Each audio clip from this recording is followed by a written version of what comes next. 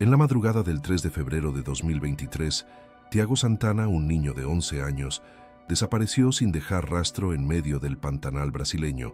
La pequeña comunidad de Porto Esperança se despertó con la noticia de que Tiago había escapado de su hogar en pijama, descalzo, en plena temporada de lluvias. Lo buscaron durante semanas entre lagunas turbias y senderos enlodados, sin hallar una sola pista. Nadie entendía cómo un niño podía desvanecerse así, en uno de los ecosistemas más hostiles del planeta. Pero 9 meses después, 2 pescadores que navegaban por el río Miranda aseguraron haber visto a un niño parado en la orilla, solo, inmóvil, con la mirada perdida entre los juncos. La imagen reavivó un misterio que muchos ya habían enterrado. ¿Qué ocurrió realmente con Tiago? Prepárate para una historia inquietante y profundamente humana. No olvides suscribirte y activar la campana. Este caso va a perseguirte. Tiago Santana nació un martes nublado de diciembre, en el año 2011, en la localidad de Corumbá, al borde del Pantanal.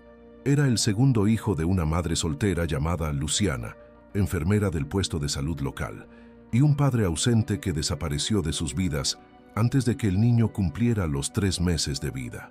Desde pequeño, Tiago mostró una sensibilidad inusual. No era callado, pero sí introspectivo. Podía pasar horas mirando la lluvia golpear el tejado de zinc de su casa sin pronunciar palabra. Su madre solía decir que tenía ojos de mirar más allá.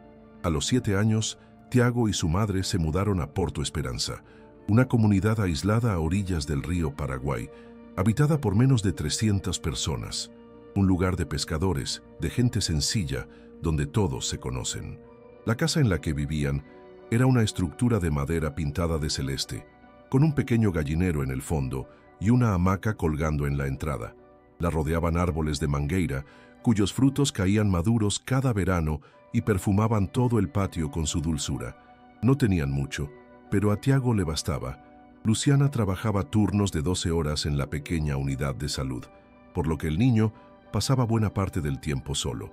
Cuando no estaba en la escuela, vagaba entre el borde del río y los caminos de tierra roja que serpenteaban entre la vegetación densa del Pantanal.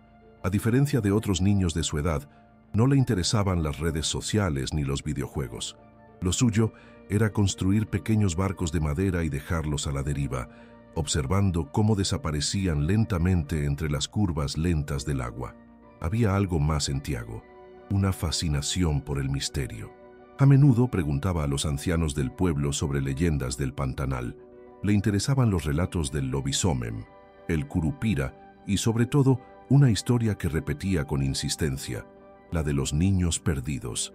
Según una leyenda local, el Pantanal tenía el poder de tragarse a aquellos niños que veían lo que no debían ver, que escuchaban cosas en la noche, que caminaban más allá del límite del agua turbia. Para muchos adultos, era solo un cuento para asustar. Para Tiago era real. Una noche, semanas antes de su desaparición, Luciana lo encontró despierto, sentado en el suelo de su habitación, mirando fijamente por la ventana. «¿Qué haces, hijo?», le preguntó. Tiago respondió sin apartar la mirada. «Hay alguien en el río. Me llama por mi nombre». Luciana lo atribuyó a una pesadilla y lo llevó a la cama sin darle mayor importancia. Pero esa no fue la única vez. En las semanas siguientes, Tiago comenzó a hablar con alguien que nadie más veía. Su madre, preocupada, lo llevó al médico del pueblo, quien le aseguró que era solo imaginación de un niño solitario.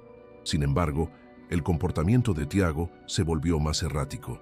Empezó a dormir con la luz encendida, a negarse a caminar solo hasta la escuela, aunque estaba a apenas 4 cuadras. Decía que algo lo seguía en el monte. Sus compañeros también notaron cambios. En clase, Tiago escribía frases sin sentido, muchas veces repitiendo las mismas palabras. Agua oscura, no me escuchan, la orilla no termina. Su profesora, la señora Doriña, una mujer con más de 20 años de experiencia, confesó que nunca había visto algo igual. En una ocasión, tras un ejercicio de dibujo libre, Tiago entregó una hoja con una figura que parecía un niño, pero con ojos completamente negros, rodeado de juncos y árboles retorcidos. Al fondo escribió: «Yo lo vi». Luciana comenzó a desesperarse. En una reunión con la directora de la escuela, confesó entre lágrimas que sentía que su hijo se le estaba yendo, como si estuviera en otro mundo mientras aún camina en este. Pero como suele ocurrir en pueblos pequeños, nadie la tomó del todo en serio. Es solo una etapa, le decían. Los niños imaginan cosas. A fines de enero, pocos días antes de la desaparición, Tiago dejó de hablar casi por completo. Solo susurraba en voz baja, a veces mientras caminaba por la casa mirando al suelo. Dormía poco y cuando lo hacía tenía pesadillas violentas. Una noche gritó tanto que Luciana pensó que se le iba el alma por la boca. Al abrazarlo, el niño temblaba como si hubiera estado en hielo. «Está en la ventana, me llama, tiene mis ojos», le dijo. El 1 de febrero, Tiago desapareció durante casi 2 horas. Estaba jugando en el patio trasero mientras su madre cocinaba. Al salir no lo encontró. Recorrió la calle, llamó a los vecinos, pero nada. Justo cuando estaba a punto de llamar a la policía, Tiago apareció solo, empapado, con los pies llenos de barro y una hoja seca pegada al cabello. Cuando Luciana le preguntó dónde había estado, él respondió: «Allá». Me mostró el camino. Luciana decidió no enviarlo más a la escuela esa semana. El 2 de febrero, llevó a su hijo a una curandera local, doña Iracema, quien lo vio en silencio durante casi media hora.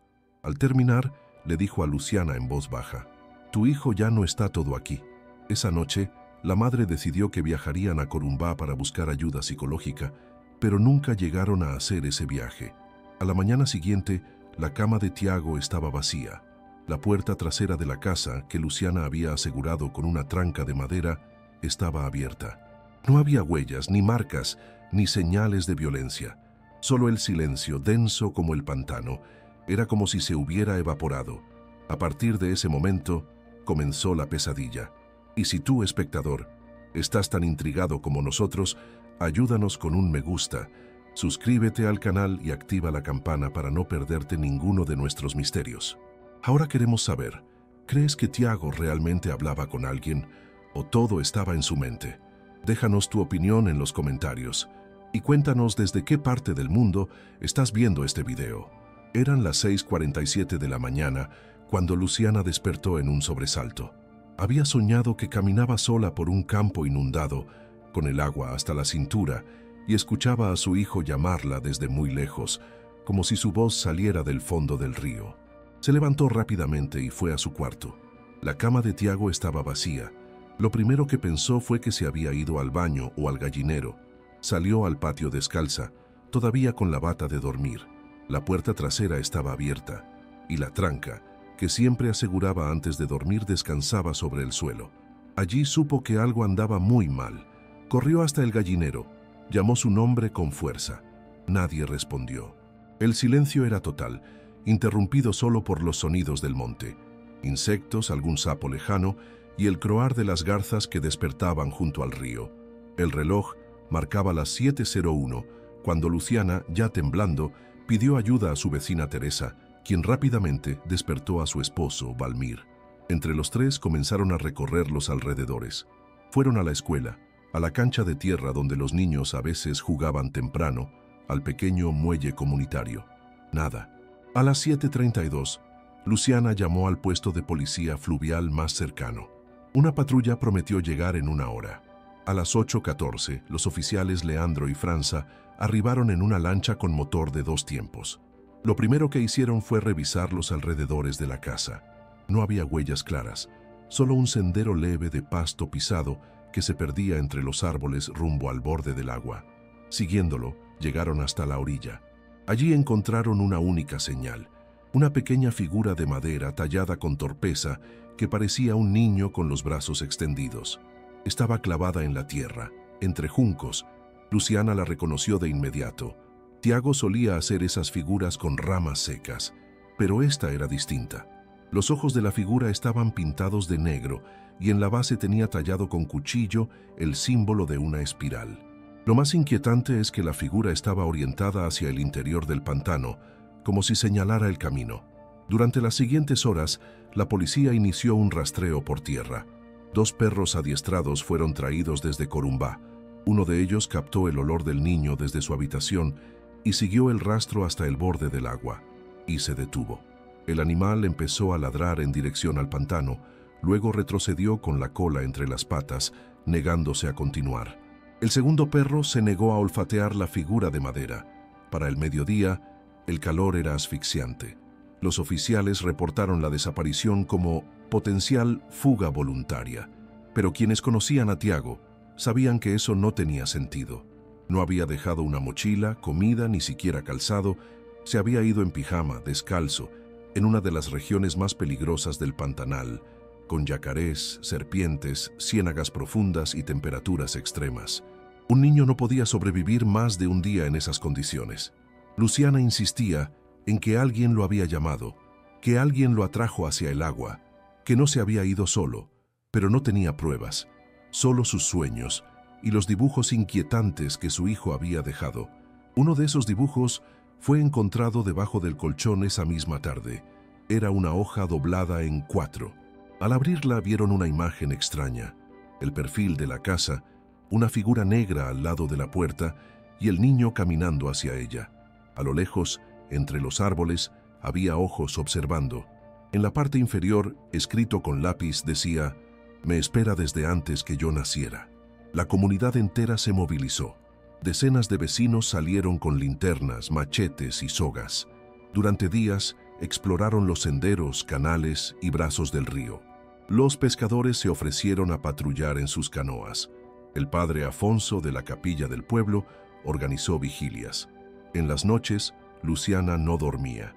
Se sentaba en la hamaca, esperando oír pasos en el corredor.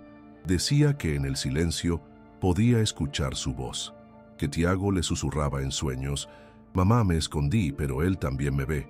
Una semana después, el primer indicio físico apareció. Un joven pescador, Sandro, encontró una prenda flotando en un canal lateral del río, una camiseta azul con dibujos de dinosaurios. La reconocieron de inmediato. Era la que Tiago llevaba la noche anterior. Pero no tenía signos de violencia, ni sangre, ni cortes. Solo estaba húmeda con una pequeña mancha de barro oscuro en el hombro. Lo extraño fue lo que había dentro del bolsillo. Una piedra negra, perfectamente redonda, que no parecía del lugar. Un geólogo voluntario que vino desde Campo Grande para ayudar, analizó la piedra. No era volcánica ni típica del Pantanal. Parecía pulida manualmente, como si hubiese sido trabajada. El informe fue inconcluso. Nadie pudo explicar qué hacía una piedra así en el bolsillo de un niño de 11 años, desaparecido en plena selva húmeda. A medida que pasaban los días, la esperanza se diluía. Algunos comenzaron a sugerir que Tiago se había ahogado y que el río se había tragado su cuerpo, pero no había evidencia de eso. Las corrientes en esa zona no eran tan fuertes como para arrastrar un cuerpo tan lejos sin dejar rastros. Tampoco hubo ataques de yacaré registrados en esa semana. La autopsia de la naturaleza no servía de nada si no había un cadáver. La noche del 10º día, Luciana encontró una segunda figura de madera. Estaba en el gallinero, colgada de un hilo. Era idéntica a la anterior, pero esta vez tenía un símbolo distinto. Un círculo con 3 líneas saliendo hacia abajo. Lo más perturbador era que parecía reciente, como si alguien la hubiera colocado ahí horas antes. Pero Luciana aseguraba haber revisado todo esa mañana. Fue entonces cuando comenzaron los rumores. Algunos vecinos aseguraban haber visto una figura pequeña caminando por el monte en la madrugada. Otros decían haber escuchado risas cerca del río. Una mujer juró que vio a un niño mirando desde su ventana, parado sobre un tronco, a las 3 de la mañana, pero al encender la luz ya no estaba. La policía pidió a los medios que no alimentaran la paranoia, que la comunidad estaba en shock y que las visiones eran solo fruto de la angustia. Sin embargo, la tensión era evidente. Las escuelas cerraron por precaución. Nadie dejaba salir a sus hijos sin compañía. Y por las noches, el pueblo parecía una ciudad fantasma. A los 20 días, la búsqueda oficial cesó. El informe final del caso fue frío. Menor ausente, posible desaparición voluntaria, búsqueda sin resultado. La carpeta fue archivada y el nombre de Tiago quedó enterrado en un rincón oscuro del sistema judicial. Pero para su madre y para quienes lo conocieron, la historia recién comenzaba. Y si tú has llegado hasta aquí, no olvides dejar tu like, suscribirte y activar la campanita de notificaciones. Estas historias las construimos juntos. Queremos saber tu opinión. ¿Crees que Tiago fue llamado por algo o por alguien? ¿Te parece posible que un niño desaparezca así sin dejar rastro? Déjanos tu comentario aquí abajo y cuéntanos también desde qué país o ciudad estás viendo este video. Tu voz es importante. Tras 20 días de búsqueda fallida, las autoridades decidieron suspender oficialmente el operativo. La comunidad de Porto Esperanza quedó en silencio. La noticia de la desaparición de Tiago Santana se había esfumado de los noticieros nacionales, reemplazada por nuevas tragedias. Para el sistema, se trataba de un niño más perdido en la inmensidad del Pantanal. Un caso triste, pero no excepcional, según el informe policial. Pero para su madre, Luciana, y para muchos vecinos del pueblo, había algo profundamente inusual en todo lo ocurrido. Luciana no se rindió. Con sus propios ahorros, imprimió más de 1000 panfletos y los distribuyó en cada comunidad ribereña del estado de Mato Grosso do Sul. Colocó carteles en los embarcaderos, estaciones de servicio, mercados flotantes. Habló con pescadores, viajeros, guías turísticos. Les rogaba que prestaran atención a cualquier niño solo o a cualquier objeto que pudiera estar relacionado con Tiago. Tiene los ojos color miel, es flaco, camina como si siempre estuviera escuchando algo, decía. Pero la respuesta fue casi siempre la misma. Nadie había visto nada. Un mes después de la desaparición, un canal regional de televisión entrevistó a Luciana. La periodista le preguntó qué pensaba que había ocurrido. Luciana respondió con voz firme, sin titubeos: «Mi hijo fue llevado, no por un hombre, por algo que vive en el agua, algo que lo conoce desde antes de nacer». La entrevista fue editada para televisión, cortando esa última parte. Pero el video completo circuló en redes, donde muchos lo vieron como prueba de que la madre había perdido el juicio. En paralelo, comenzaron a emerger más elementos inquietantes. Un voluntario que había participado en la búsqueda inicial, un joven biólogo llamado Fernando, compartió algo con Luciana que le habían prohibido revelar. En uno de los senderos cerca de la orilla, había encontrado un objeto inusual. Era un pequeño aro de plata, deformado por el calor con símbolos grabados que no reconocía. Lo había entregado a los peritos, pero nunca apareció en los registros oficiales. Días después, lo citaron desde Asunción para un nuevo trabajo, y desde entonces nunca más se supo de él. Luciana trató de conseguir los informes forenses del caso, pero se topó con una cadena de burocracia y negativas. Alegaban pérdida de documentos, cambio de jurisdicción o inconsistencias en la numeración del expediente. Cuando logró acceso a una copia, descubrió que muchas páginas estaban en blanco o con párrafos tachados. Uno de los elementos más extraños fue la desaparición del cuaderno personal de Tiago. En él, el niño escribía casi a diario. Según su madre, estaba lleno de dibujos, frases, símbolos repetidos, pequeñas historias sobre lo que él llamaba el otro lugar. Pero el día del primer registro policial en la casa, el cuaderno estaba encima de la mesa, y al día siguiente había desaparecido. La pérdida del cuaderno levantó nuevas sospechas entre algunos vecinos. Uno de ellos, Tonico, un anciano pescador que conocía bien la zona, dijo haber visto a uno de los policías guardar un cuaderno en una mochila negra. Cuando lo mencionó en voz alta, empezaron a tratarlo como un viejo loco. Días después, la lancha de Tonico apareció varada a varios kilómetros río abajo. Su motor había sido arrancado. Nadie más volvió a mencionarlo. Conforme pasaban los meses, Luciana comenzó a recibir mensajes anónimos. Algunos eran solidarios, otros perturbadores. Uno de ellos consistía en una foto de su casa, tomada de noche con una frase escrita a mano: «Él no está solo. Él nunca estuvo solo». Otro mensaje incluía una nota con un dibujo infantil que imitaba los que hacía Tiago, pero con un detalle escalofriante. Mostraba dos figuras, una más grande que la otra, caminando de la mano dentro del río. La sensación de ser vigilada se intensificó. Varias veces encontró ramas rotas cerca de su patio o huellas desordenadas en el barro tras la lluvia. Una noche, escuchó pasos afuera de su casa y salió con una linterna. Lo único que encontró fue una tercera figura de madera, clavada en el suelo frente al umbral. Esta vez la figura tenía una pequeña piedra negra incrustada en el pecho. Nadie pudo explicar cómo apareció allí. En junio, 5 meses después de la desaparición, un grupo de documentalistas independientes llegó a Porto Esperanza para grabar un episodio sobre leyendas del Pantanal. Al enterarse del caso de Tiago, decidieron entrevistar a Luciana. Lo que encontraron los dejó impactados. Al revisar los materiales de archivo que Luciana guardaba, descubrieron una grabación de audio que ella había olvidado.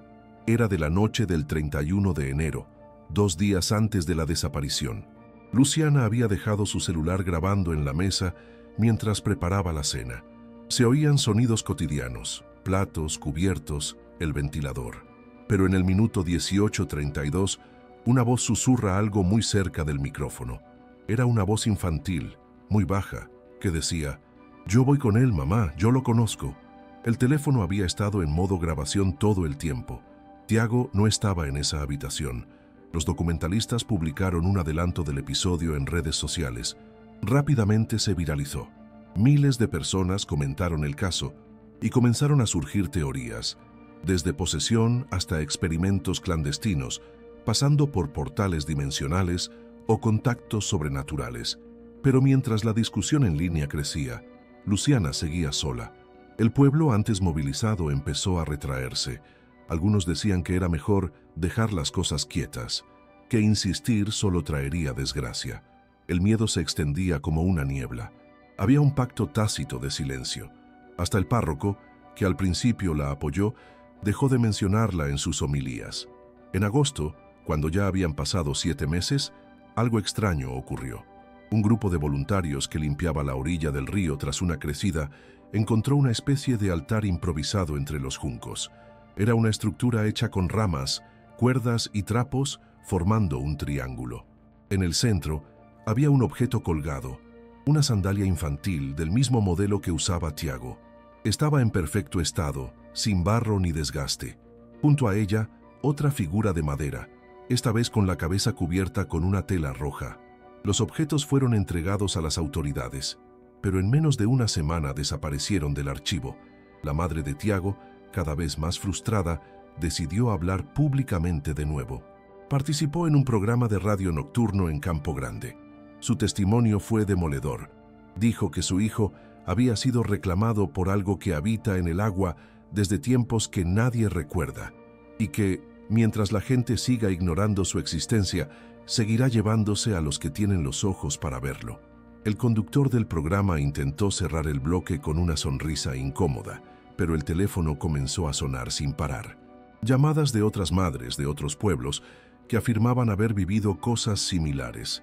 Desapariciones inexplicables, niños que hablaban con seres invisibles, figuras de madera encontradas en sus patios. El patrón se repetía. En octubre, exactamente 9 meses después de la desaparición, ocurrió lo inesperado. 2 pescadores, Osmar y Celiño, que navegaban por un canal secundario del río Miranda, contaron haber visto algo que los dejó sin aliento. Era cerca de las 5 de la mañana. La neblina cubría el agua. En una curva del canal, vieron a un niño parado sobre la orilla, inmóvil, con los pies descalzos en el barro. Llevaba una camiseta azul desteñida, el cabello mojado pegado a la frente. No se movía, no hablaba. Los pescadores encendieron la linterna. En ese momento, el niño giró la cabeza. Según su testimonio, sus ojos eran completamente negros. Luego dio un paso hacia el agua y desapareció. No caminó. Se desvaneció como vapor. El testimonio fue grabado en video por un tercero días después. La cara de los 2 hombres lo decía todo. No estaban mintiendo.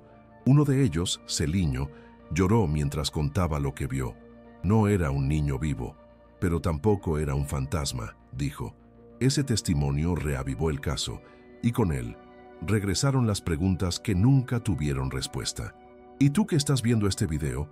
Ayúdanos dejando un like, suscribiéndote y activando la campanita de notificaciones. Esto nos ayuda a seguir investigando casos como este. Ahora queremos saber tu opinión. ¿Crees que lo que vieron los pescadores era realmente Tiago? ¿O fue una ilusión, un engaño de la mente? ¿Puede un niño transformarse en algo que no entendemos? Déjanos tu comentario aquí abajo. y cuéntanos desde dónde nos estás mirando. Nos encanta saber hasta dónde llegan estas historias. El testimonio de Osmar y Celiño fue lo suficientemente perturbador como para que el caso de Tiago Santana volviera a aparecer en la prensa regional. Aunque las autoridades locales minimizaron el incidente, argumentando que probablemente se trataba de una confusión, algún niño ribeiriño jugando temprano por la orilla. Algo en el tono de los pescadores, en su rostro y su mirada, no encajaba con una simple equivocación. Luciana, al enterarse de lo ocurrido, viajó al lugar exacto donde dijeron haberlo visto. Era una zona pantanosa conocida como Curva do Jacaré, de difícil acceso por tierra, apenas navegable durante el período de aguas altas. Acompañada por 2 periodistas independientes, pasó más de 3 horas revisando la orilla, buscando algo, cualquier cosa, y encontró algo. Entre las raíces sumergidas de un árbol muerto, descubrieron una especie de altar natural. No estaba construido por manos humanas, al menos no de forma convencional. Era como si las ramas y el barro hubieran formado un círculo perfecto, con piedras colocadas de manera ritual. En el centro, semienterrada, había una figura de madera, la cuarta, pero esta era diferente a todas las anteriores. Tenía los ojos vacíos, el torso tallado con líneas finas como venas y los pies fundidos en una base circular con marcas en espiral. En la parte posterior, un pequeño trozo de tela azul estaba atado con hilo rojo. Luciana la reconoció de inmediato. Era parte del pijama que Tiago llevaba la noche en que desapareció. Los periodistas fotografiaron la escena. Cuando intentaron tomar el objeto, uno de ellos, Pedro, sufrió una especie de ataque. Cayó al suelo, convulsionando brevemente con la mirada fija. Dijo después que había visto al niño, pero no estaba solo, que detrás de él había algo hecho de sombra. Fue trasladado de urgencia y durante 3 días no pudo hablar de lo ocurrido sin temblar. Las imágenes llegaron a manos de una antropóloga de la Universidad Federal de Mato Grosso, la doctora Marilia Cordeiro, quien había seguido el caso en silencio.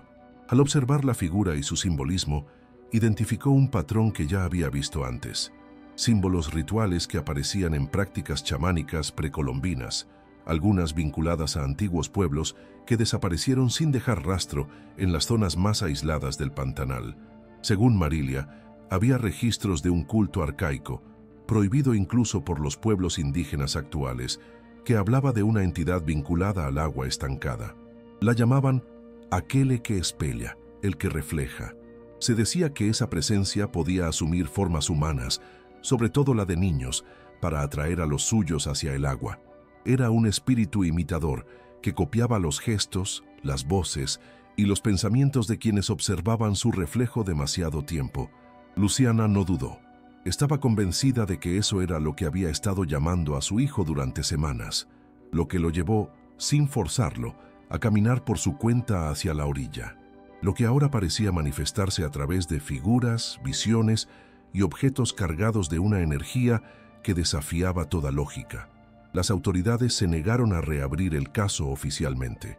Sin embargo, los periodistas independientes, junto con Marilia y otros investigadores, iniciaron una búsqueda paralela. A lo largo del mes siguiente, localizaron 3 puntos adicionales con signos similares: figuras, piedras negras perfectamente redondas y fragmentos de tela. En uno de ellos, encontraron una pequeña botella de vidrio cerrada con cera que contenía un trozo de papel empapado. Al abrirla cuidadosamente, leyeron una frase escrita con lápiz infantil: «Yo volví, pero él no me deja hablar». Los que leyeron esa nota no podían entender cómo era posible. El papel, aunque húmedo, parecía relativamente reciente. La caligrafía, según confirmó la profesora de Tiago, era suya. Más allá del simbolismo inquietante, lo más desconcertante fue la aparición de una imagen. Uno de los pescadores del pueblo, mientras limpiaba su red en el muelle, encontró entre los nudos un pedazo de plástico. Era una fotografía. Estaba algo desgastada, pero aún reconocible. Mostraba a Luciana y Tiago sonriendo, sentados frente a la casa con la hamaca detrás.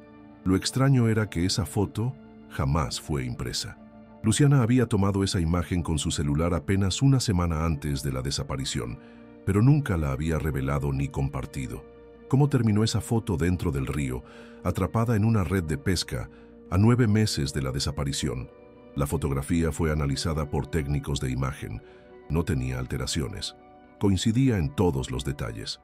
Luciana revisó su teléfono y efectivamente seguía allí en la galería. La copia hallada estaba húmeda, pero entera. Parecía dejada. Era como si alguien o algo estuviera devolviendo fragmentos, pero no con la intención de cerrar el caso, sino de mantenerlo abierto, latiendo, como una herida que se rehúsa a cicatrizar.